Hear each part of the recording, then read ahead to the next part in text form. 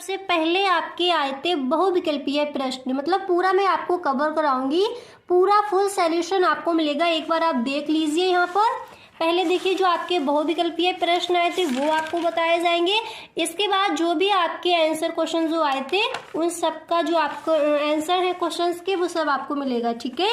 तो पहले आप ये देख लीजिए कि जो आपके बहुविकल्पीय प्रश्न आए थे वो कौन कौन से आए थे। तो यहाँ पर देखिए तो 2023 में आपका जो व्यवसाय अध्ययन है उसका जो पेपर हुआ था उसमें आपके ये बहुविकल्पीय प्रश्न रखे गए थे। तो यहाँ पर देखिए पहला आपका आया था कि प्रबंध का सामाजिक उत्तरदायित्व है, तो क्या है? ऑप्शन आपको मिले थे सभी के प्रति, या फिर केवल कर्मचारियों के प्रति, या फिर सरकार के प्रति। एंड नेक्स्ट ऑप्शन आपको दिया गया था केवल उपभोक्ता के प्रति, ठीक है।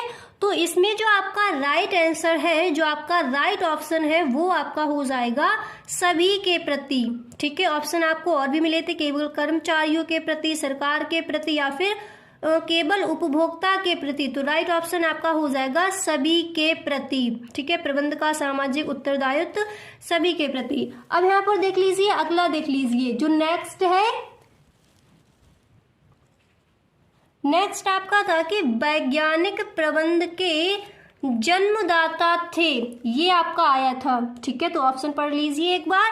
पहला था आपका H.S. पर्सन, या फिर डाइमर, या फिर F.W. टेलर, या फिर इनमें से कोई नहीं। ये आपको ऑप्शन मिले थे। तो इसमें जो आपका राइट आंसर है, जो आपका राइट ऑप्शन है वो यहाँ पर कौन सा हो जाएगा? वो आपका हो जाएगा सा नंबर, यानी F.W. टेलर जो है वो वैज्ञानिक प्रबंध के जन्मदाता कहे जाते हैं। क्लियर?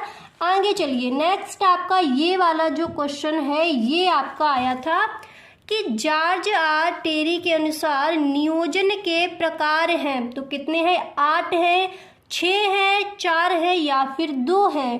तो यहाँ पर आपका राइट आंसर हो जाएगा 4। क्लियर? आगे बढ़िए।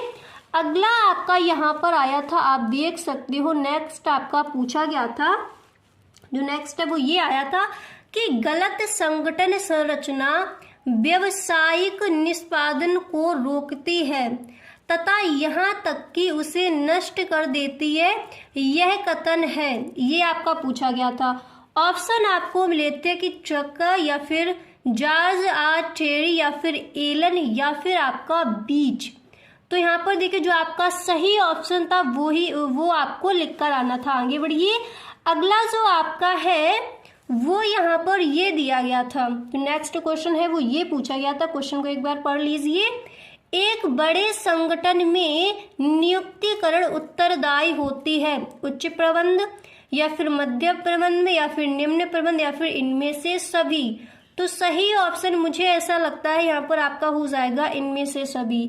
अगला प्रश्न पढ़िए। बहुविकल्पीय प्रश्न आपके 10 आए थे, तो जो छठा आपका बहुविकल्पीय प्रश्न है उसको आप पढ़िए। दिया गया है कि निर्देशन के तत्व है। इस तरह से आपका बहुविकल्पीय प्रश्न रखा गया था कि निर्देशन के तत्व है। ऑप्शन आपको मिले थे नेतृत्व एवं अभिप्रेरणा, या फिर इनमें से सभी। तो सही ऑप्शन आपका ये था इनमें से सभी। अगला देखते हैं, अगला प्रश्न क्या था? प्रश्न को पढ़िए। प्रश्न आपका यहाँ पर दिया गया है कि नियोजन आवश्यक है लघु उपक्रम के लिए, मध्यम श्रेणी के उपक्रम के लिए, या फिर बड़े आकार के उपक्रम के लिए, या फिर उपर्युक्त सभी के लिए। तो राइट आंसर, राइट ऑप्शन आपका था उपर्युक्त सभी के लिए। अब यहाँ पर देख लीजिए। नेक्स्ट आपका क्वेश्चन यहाँ पर ये आस्क किया गया था, आप यहाँ पर देख सकते हो। अगला प्रश्न क्या है कि वित्तीय प्रबंधन की परंपरागत विचारधारा को त्याग दिया गया था 19। गाइस, अगर आप इस चैनल पर पहली बार आए हो, ठीक है, आप पहली बार आप इस वीडियो को देख रहे हो, पहली बार इस चैनल पर आए हो, तो चैनल को आप सब्सक्राइब करना ना भूलें। चैनल को सब्सक्राइब कर लें, बेल आइकन को भी प्रेस कर देना ताकि वीडियो की जो भी नोटिफिकेशन है सबसे पहले आपके पास पहुंचे। ओके, तो देख लीजिए इसके ऑप्शन आपको इस तरह से दिए गए थे कि 1910 से 1920 में, या फिर 1920 से 1930 में। तो आपका क्वेश्चन ये था, इसके आपको ये ऑप्शन दिए गए तो जो राइट आंसर था वही आपको लिखकर आना था। आगे चलिए अगला प्रश्न पढ़िए। तो प्रश्न आपका यहाँ पर नमा जो आपका बहुविकल्पीय प्रश्न है वो आपका ये दिया गया है कि भारत में कुल स्टॉक एक्सचेंज यानी शेयर बाजारों की संख्या है 21, 22, 23 या फिर इनमें से कोई नहीं, ये आपका विकल्प आया था।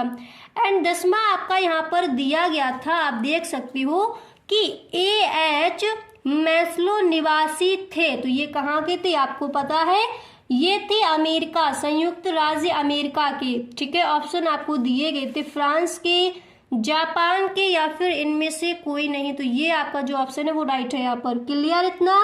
आप चलिए देखते हैं लघु उत्तरीय प्रश्न कौन कौन से आपके आज दिए गए थे। तो पहला प्रश्न बेटा आपका आया था कि नियोजन की परिभाषा दीजिए। ये क्वेश्चन आपका आया था व्यवसाय अध्ययन में। तो देख लीजिए, आपको इस तरह से हेडिंग डालनी थी नियोजन, फिर आपको उसमें लिखना था कि वर्तमान परिस्थितियों को ध्यान में रखकर किसी लक्ष्य की प्राप्ति के लिए भविष्य की रूपरेखा तैयार करने के लिए आवश्यक क्रियाकलापों के बारे में चिंतन करना ही आयोजन या फिर नियोजन कहलाता है। क्लियर हुई डेफिनेशन? दोबारा से देख लीजिए। वर्तमान परिस्थितियों को ध्यान में रखकर किसी लक्ष्य की प्राप्ति के लिए भविष्य की रूपरेखा तैयार करने के लिए आवश्यक क्रियाकलापों के बारे में चिंतन करना ही आयोजन या नियोजन कहलाता है। ओके, अब चलिए आगे बढ़ते हैं। अब हम देखते हैं जो हमारे अतिलघु उत्तरीय प्रश्न यानी जो very short answer type questions थे वो कौन कौन से थे। जो हमारा नेक्स्ट क्वेश्चन है वो कौन सा था? तो प्रश्न आपका ये था कि प्रबंध के कोई 2 उद्देश्य लिखिए। यही आपका प्रश्न आया था, प्रबंध के कोई 2 उद्देश्य।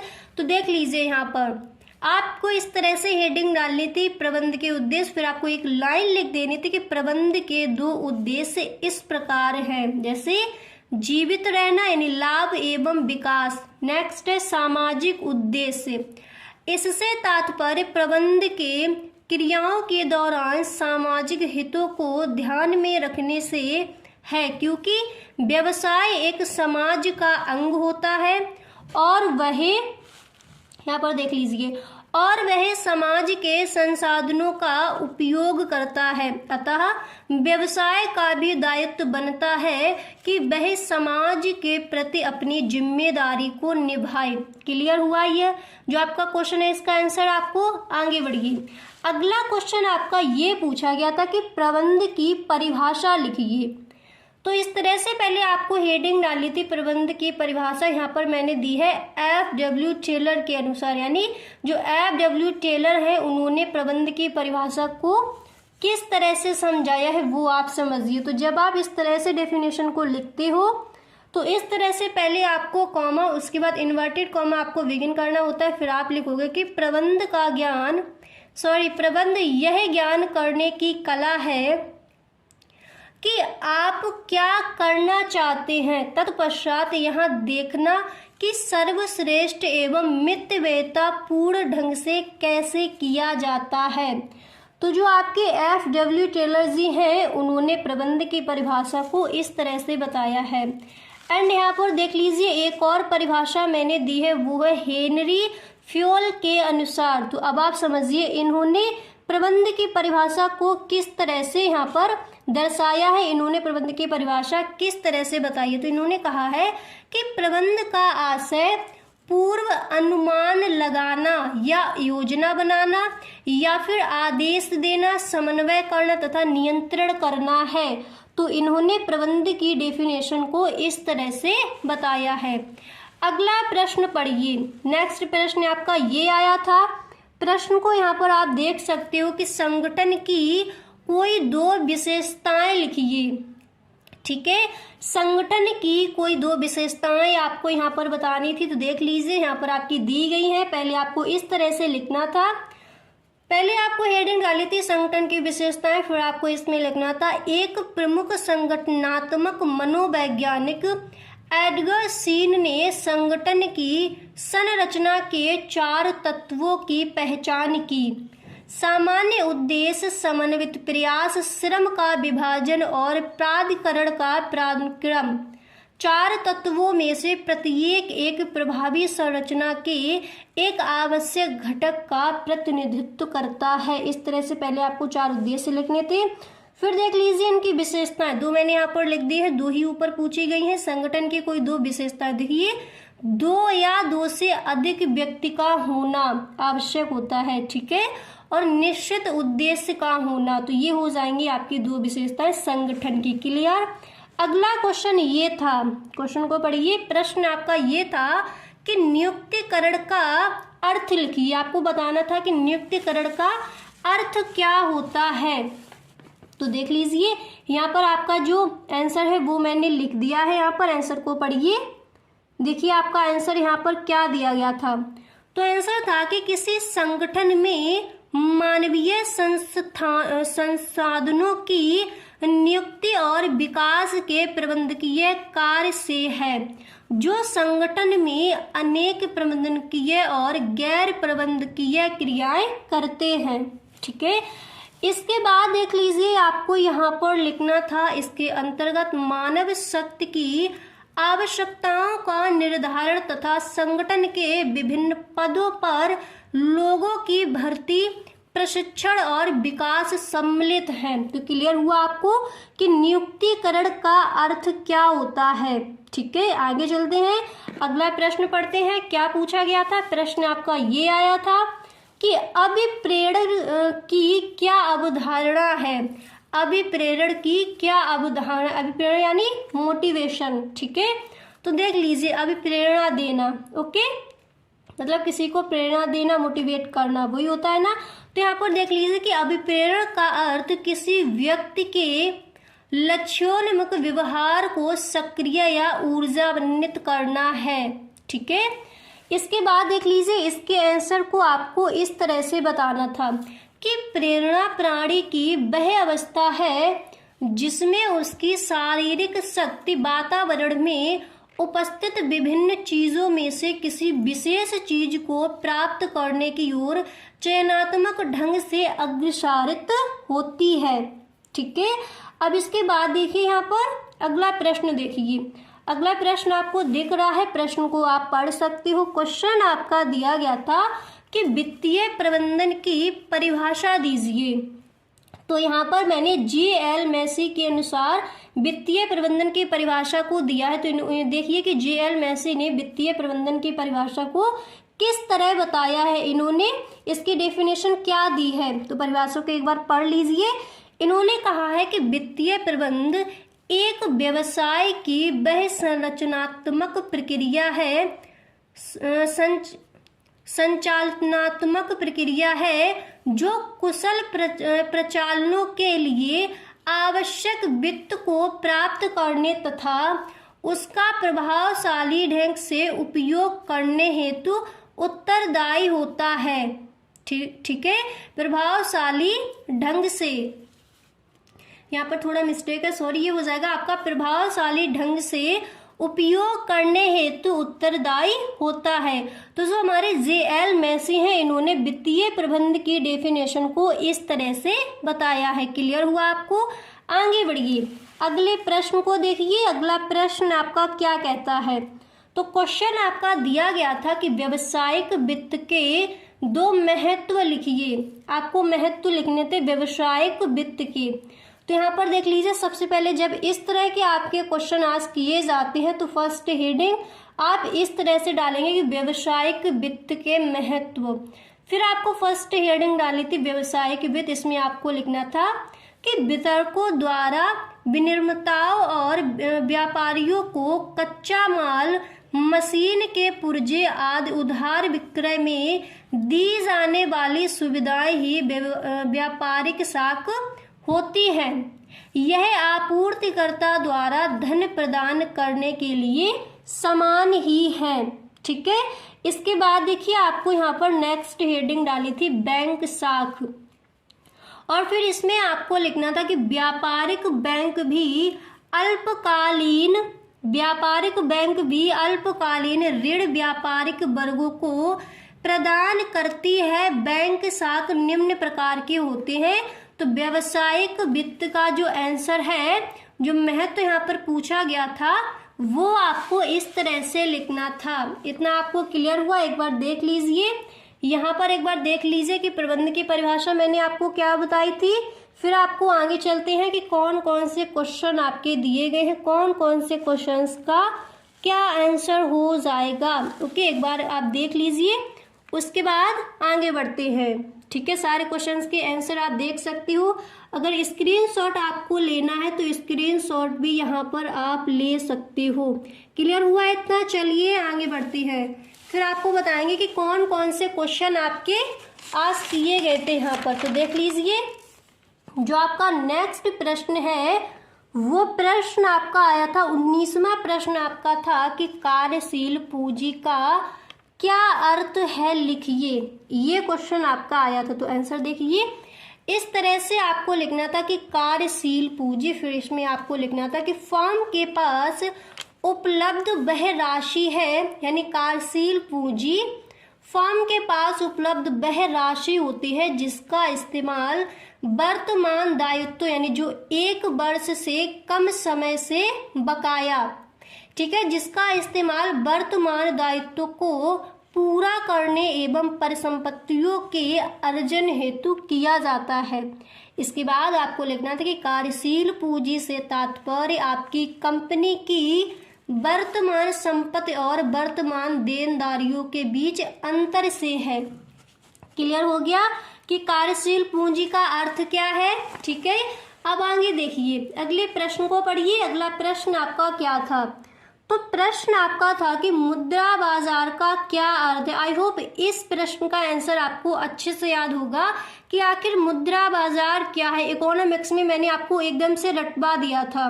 तो देख लीजिए, यहाँ पर भी मैंने जो आपकी डेफिनेशन है वो अलग तरह से बना दी है कि आपको अच्छे से समझ आ जाए। एकदम सरल भाषा में यहाँ पर आपकी जो परिभाषा है, इसका अर्थ है, वो आपको मैंने लिखा है। देखिए, मुद्रा बाजार क्या है?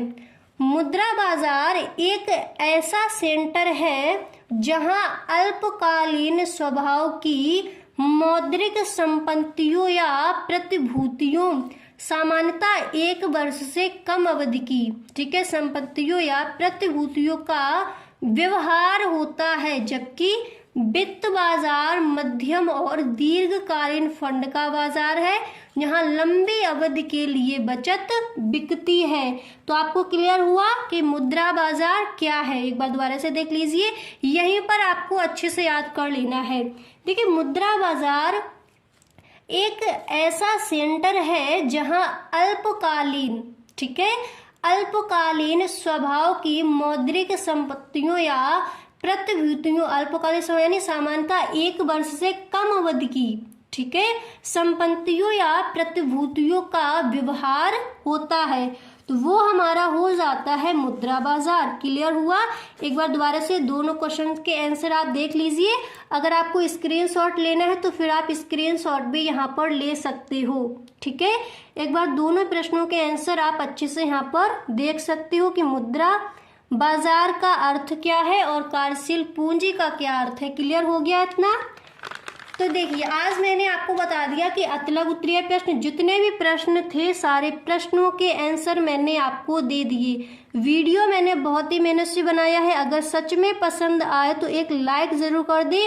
और मैं ये नहीं कहती आप अपने सारे फ्रेंड्स में वीडियो को शेयर करो, अपने एक एक फ्रेंड्स में जितने भी स्टूडेंट्स वीडियो को देख रहे हैं सभी स्टूडेंट्स एक बार एक एक अपने फ्रेंड्स में इस वीडियो को शेयर जरूर कर दें। ओके, देखिएगा, जैसा कि मैंने आपको बता दिया है कि जो आपके अतलग उत्तरीय प्रश्न और बहुविकल्पीय प्रश्न व्यवसाय अध्ययन का जो आपका पेपर हुआ था 2023 में, तो उसके मैंने आपको बहुविकल्पीय प्रश्न और अतलग उत्तरीय प्रश्न कवर करा दिए हैं। आपके बचे थे लघु उत्तरीय प्रश्न और विषय उत्तरीय प्रश्न, उनके आंसर मैंने आपको नहीं बताए थे। तो देख लीजिए, 2023 में आपका जो व्यवसाय अध्ययन का पेपर हुआ था उसमें आपके लघु उत्तरीय प्रश्न कौन कौन से थे, जितने भी आपके क्वेश्चन थे सारे क्वेश्चंस के आंसर सहित यहाँ पर आपको बताया जाएगा। ठीक है, इसके बाद जो आपकी वीडियो आने वाली है उस वीडियो में आपको 5 ईयर्स के जो आपके प्रीवियस ईयर क्वेश्चन है प्रीवियस ईयर जो क्वेश्चन पेपर है वो मैं आपको देने वाली हूँ, तो उस वीडियो को आप सभी स्टूडेंट्स देखें जिनके पास भी अध्ययन जो आपका व्यवसाय अध्ययन है वो सब्जेक्ट अगर आपके पास है तो आप उस वीडियो को ज़रूर देखें, बहुत ही हेल्पफुल होगी वो वीडियो आपके लिए। ठीक है, तो देखिए ये आया था आपका लघु उत्तरीय प्रश्न जो आपका शॉर्ट आंसर टाइप क्वेश्चन थे, उसमें आपका पहला जो प्रश्न है वो ये आया था। प्रश्न को पढ़िए कि प्रबंध विज्ञान एवं कला दोनों है, व्याख्या कीजिए। प्रबंध विज्ञान एवं कला यानी जो प्रबंध है वो विज्ञान और कला दोनों है, कैसे है ये आपको बताना है, ये क्वेश्चन में पूछा गया है।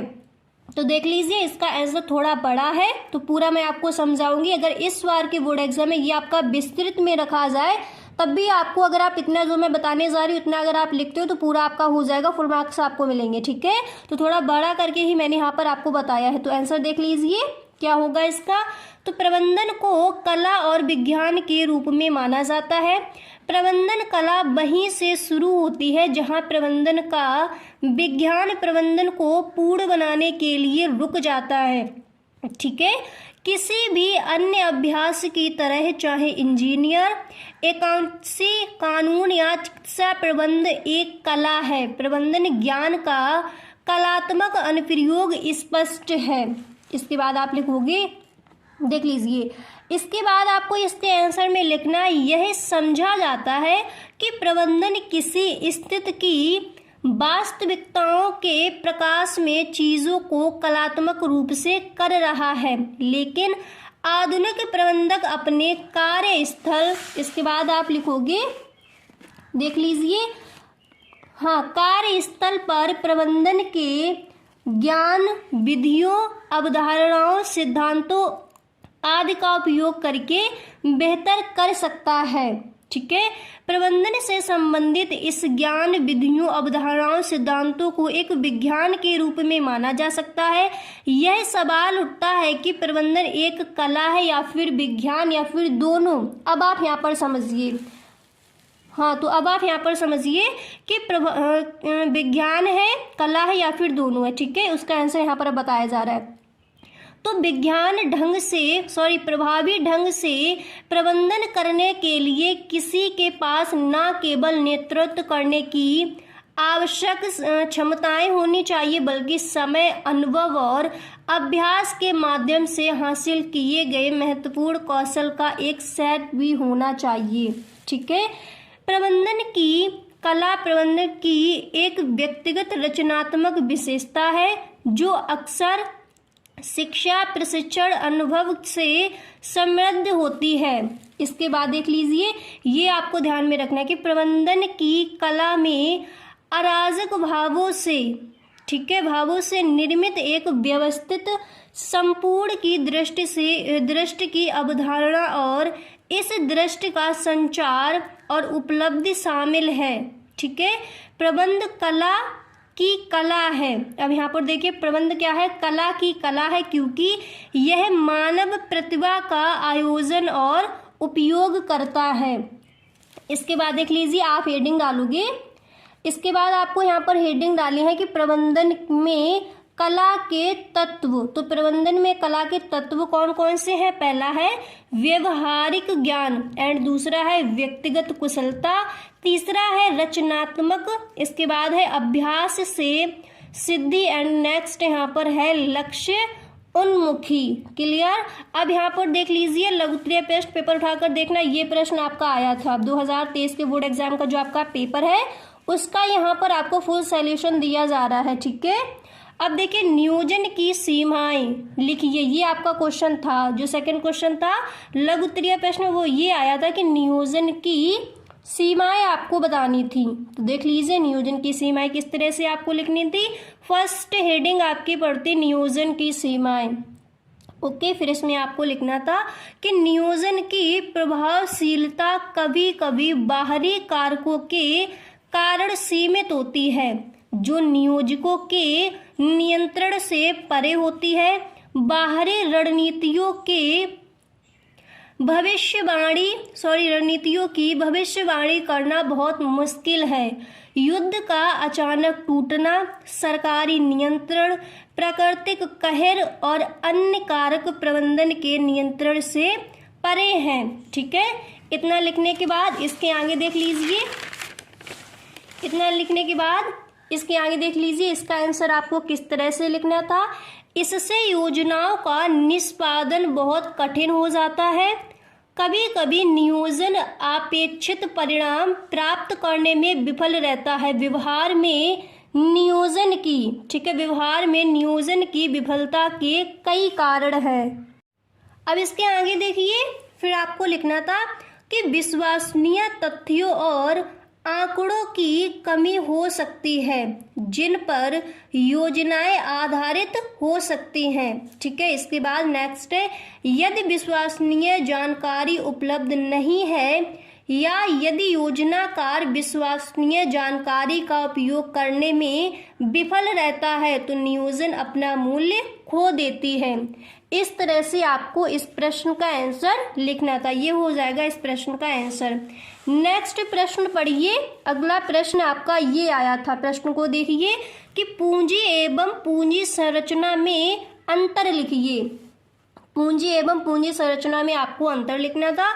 तो फर्स्ट हेडिंग आपकी पड़ेगी पूंजी। पहले आपको बताना है कि पूंजी है क्या। तो सरल शब्द में पूंजी का मतलब उस राशि या संपत्ति से होता है जो व्यवसाय में व्यवसायी या व्यवसाय के मालिक द्वारा निवेशित होती है। कंपनी इसे दो प्रकार से हासिल करती है, शेयर जारी करके तथा उधार लेकर। ठीक है, तो इस प्रकार पूंजी में मालिकों द्वारा व्यवसाय में पेश की गई नकदी या अन्य संपत्ति शामिल हो सकती है। क्लियर।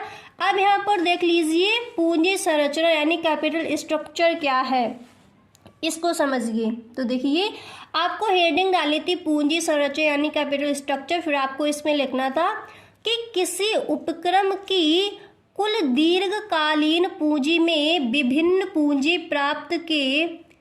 प्राप्त के स्रोतों के अनुपात को निश्चित करना ही पूंजी संरचना कहलाता है। क्लियर हुआ। पूंजी संरचना क्या है एक बार दोबारा से पढ़ लेना। अब देख लीजिए, एक श्रेष्ठ पूंजी संरचना वह है जो किसी समता अंशों के मूल्य को अधिकतम पर ले आती है। ओके, अब यहाँ पर देखिए, इसके बाद आपको इस तरह से ब्लैक पेन से लिख देना है और यहाँ पर इन्वर्टेड कॉमा बिगिन करना है, यहाँ पर आपको इस तरह से क्लोज कर देना है।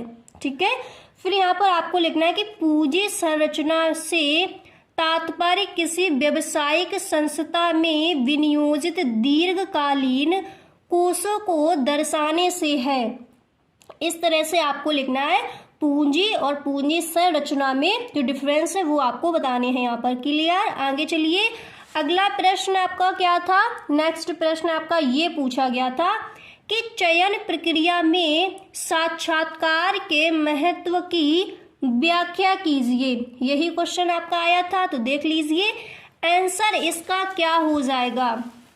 तो आप यहाँ पर देख सकते हो इस प्रश्न का आंसर क्या होगा। तो साक्षात्कार लगभग एक सार्वभौमिक चयन उपकरण साबित होता है। लोगों के साथ व्यवहार करना हमेशा एक कला रही है, ना कि विज्ञान। ठीक है, इसके बाद सफल साक्षात्कार एक विज्ञान के बजाय एक कला है क्योंकि इसमें लोगों के साथ व्यवहार करना शामिल है। फिर भी कुछ विशेषताएं हैं जो सभी संतोषजनक साक्षात्कारों के लिए सामान्य हैं। ठीक है, साक्षात्कार चयन प्रक्रिया में 3 अद्वितीय योगदान देता है। इसके बाद देख लीजिए, यहाँ पर आपको लिखना था सबसे पहले यह एक आवेदक को कार्रवाई में देखने का एकमात्र तरीका है कि वह कैसे दिखता है, उसका तरीका, उसका असर। ठीक है, दूसरा यह गवाही देने का एकमात्र तरीका है कि वह कैसे बातचीत करता है और कैसे वह अपने सोचने के तरीके दूसरों पर अपने व्यक्तित्व के प्रभाव का जवाब देता है। ओके, व्यक्तित्व के प्रभाव का जवाब देता है। यहाँ पर आपको अच्छे से क्लियर हो गया जितना भी मैंने बताया इसका आंसर। चयन की प्रक्रिया में साक्षात्कार के महत्व की व्याख्या आपको अच्छे से क्लियर हो गई। इसके बाद देखिए अगला प्रश्न आपका ये पूछा गया था। अगला प्रश्न पढ़िए। प्रश्न आपका ये आया था कि प्रबंध के सिद्धांतों की आवश्यकता किन कारणों से है, व्याख्या कीजिए। तो देख लीजिए इस प्रश्न का आंसर क्या होगा। इस प्रश्न का आंसर आपको इस तरह से लिखना था कि सार्वभौमिक प्रासंगिकता, फर्स्ट हेडिंग आपको ये डालनी थी, फिर आपको इसमें लिखना था कि प्रबंधन के सिद्धांतों से सभी प्रकार के प्रतिष्ठानों, उद्योग के साथ साथ गैर उद्योग, इसके बाद आपको लिखना था कि छोटे और बड़े निजी क्षेत्र के साथ साथ सार्वजनिक क्षेत्र, उत्पादन और साथ ही सेवा प्रभावों को रोजगार मिलने की उम्मीद है। इसके बाद हालांकि उनकी प्रयोजकता का दायरा उद्योग की प्रकृति, व्यावसायिक गतिविधि, संचालन के पैमाने आदि के साथ विविधतापूर्ण होगा। ठीक है। इसके बाद इसका आपको उदाहरण इस तरह से लिखना था। उदाहरण देख लीजिए। इसका उदाहरण क्या हो जाएगा कि एक संगठन का पूरा कार्य छोटे छोटे कार्यों में विभाजित होता है और ऐसे कार्य विभिन्न विभागों, समूहों और व्यक्तियों को सौंपे जाते हैं। कार्य विभाजन, ठीक है, कार्य विभाजन की ऐसी व्यवस्था सभी प्रकार के संगठनों में लागू होती है। क्लियर हुआ।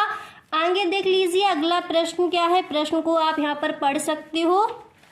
देखिए नेक्स्ट प्रश्न आपका आया था जो 26वां क्वेश्चन था, वो आपका था कि औपचारिक एवं अनौपचारिक संगठन में अंतर लिखिए। तो देख लीजिए औपचारिक संगठन क्या है। तो औपचारिक सबसे पहले आपको लिखना था कि औपचारिक संगठन क्या है। तो औपचारिक संगठन का अस्तित्व देश के कानून के अधीन किया जाता है जिसमें उसके उद्देश्य निर्धारित किए जाते हैं। ठीक है, आपको क्लियर हो गया कि औपचारिक क्या है। अब आप समझिए कि अनौपचारिक। अब इसके बाद देख लीजिए आपको यहाँ पर बताना है कि अनौपचारिक संगठन क्या है। तो अनौपचारिक संगठन को आप समझिए। तो देखिए अनौपचारिक संगठन क्या है। अनौपचारिक संगठन की स्थापना किसी कानून के अनुसार नहीं अपितु सामान्य या स्वयं ही हो जाता है। ऐसे संगठनों की स्थापना उस संगठन के सदस्यों के हितों की रक्षा के लिए की जाती है। तो आपको समझ आ गया कि औपचारिक संगठन और अनौपचारिक संगठन क्या है। दोनों में आपने अच्छे से भेद समझ लिए। इसके बाद के इतने ही आपके आए थे लघु उत्तरीय प्रश्न जो मैंने आपको बता दिए। अब देख लीजिए कि विस्तृत उत्तरीय प्रश्न कौन कौन से आपके इस बार के जो 2023 में आपका बोर्ड एग्जाम हुआ था उसमें कौन कौन से आपके क्वेश्चन आए थे व्यवसाय अध्ययन के पेपर में। तो यहाँ पर आप देख सकते हो जो आपका फर्स्ट क्वेश्चन था वो क्वेश्चन आपका ये आया था कि हेनरी फ्याल के अनुसार प्रबंध का अर्थ पूर्वानुमान लगाना और योजना बनाना, संगठन करना, आदेश देना, समन्वय करना और नियंत्रण रखना। इस कथन की व्याख्या कीजिए। इस तरह से आपका क्वेश्चन आज किया गया था।